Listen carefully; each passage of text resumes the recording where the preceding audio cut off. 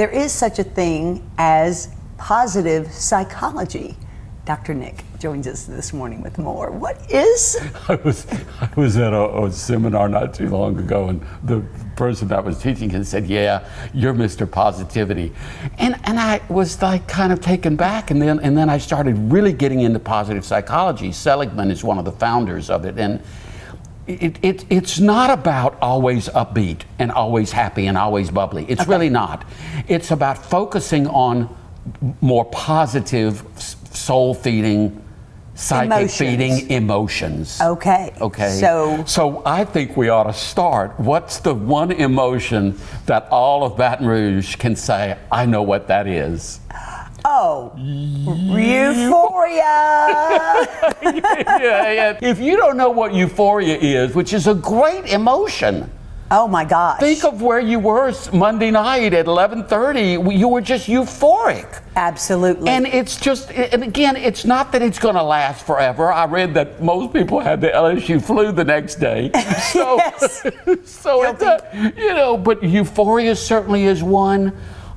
Joy is certainly one, right? Joy is one, and I've for many years, Whitney, struggled with the difference between happiness and joy, and maybe I'm getting too nuanced, but I do think there's a difference because joy feels a little bit more pervasive and ongoing, even when things aren't necessarily at their best. There's still a sense of joy. I just think of happiness as kind of fleeting. Right. And again, that may be just a play on words.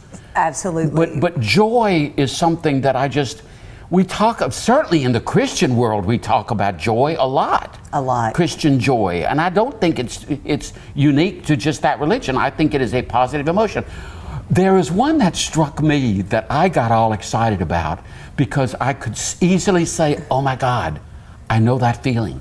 Awestruck? I mean, you are awestruck by awe. Awestruck, yeah, I should have probably said that first, but so there are two. Awe is certainly one. When I was, down on the beach for the holidays and I didn't go to New York, I was really in awe. It was 70 degrees, it was a breeze, there was nobody on the beach, just total silence. And I had that feeling of, I'm just awestruck. And it's a religious feeling. Sure. It's not a doctrinal or rule, or it's just like, wow. And I think nature tends to do that to a lot of us. So much. And but I also think, Whitney, what did it to me was that we're a very noisy society. It's just, when you're just bombarded all the time by noise, how do you have a chance to be in awe? You're too busy.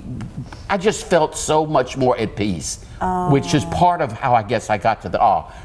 But the other one, interest. Interest. I have said it many times to you and to people. What keeps me in this gig is the story. You're right. I am fascinated with people's stories, especially the ones that say, I'm embarrassed to tell you. I'm like, tell me. And it's not nosiness. No.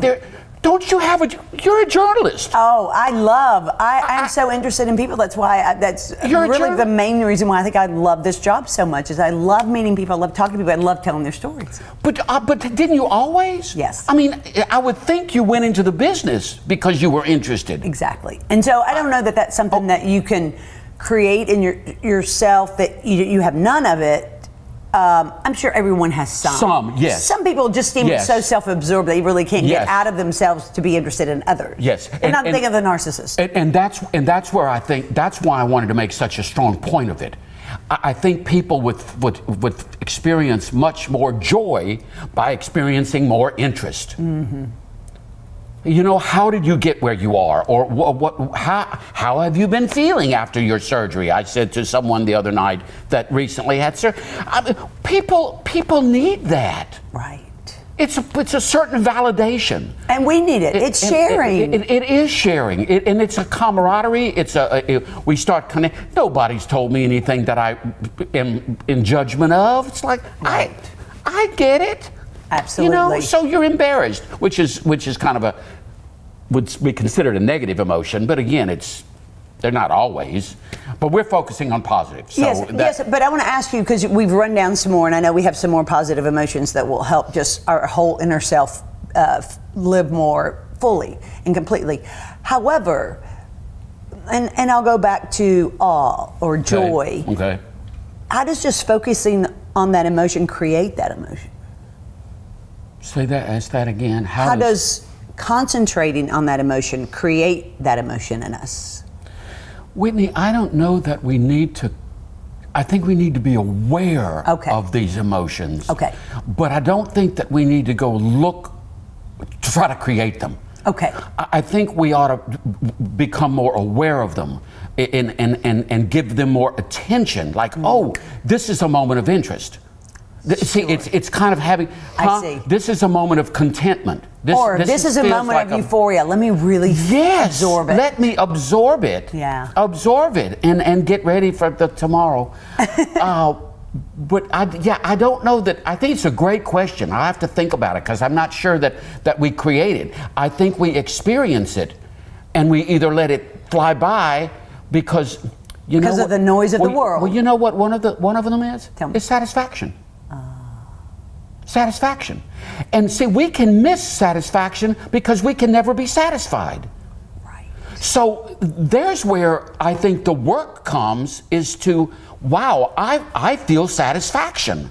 I'm satisfied. Yes. Which doesn't mean never pushing yourself again. Does not mean that at all. Contentment doesn't mean that I'm always floating in the clouds. There's always a challenge because I think is a positive emotion. It's just being challenged or feeling challenged. I wanted to mention that Jim Carrey, I watched this show where they gather around a table. I can't think of the name of it, but actors, and the last one was directors, and they literally have a conversation about their craft. Oh, fun. But Jim Carrey looked across the table at an actor and said, I have followed you, he said, and I didn't know whether I wanted to feel envy or admiration. He said, and I chose admiration. Because that is a positive emotion.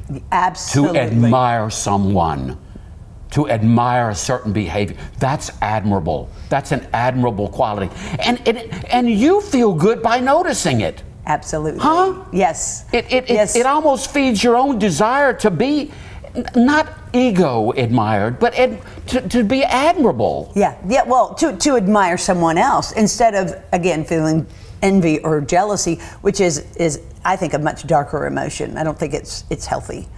No, I would agree. I would agree with that.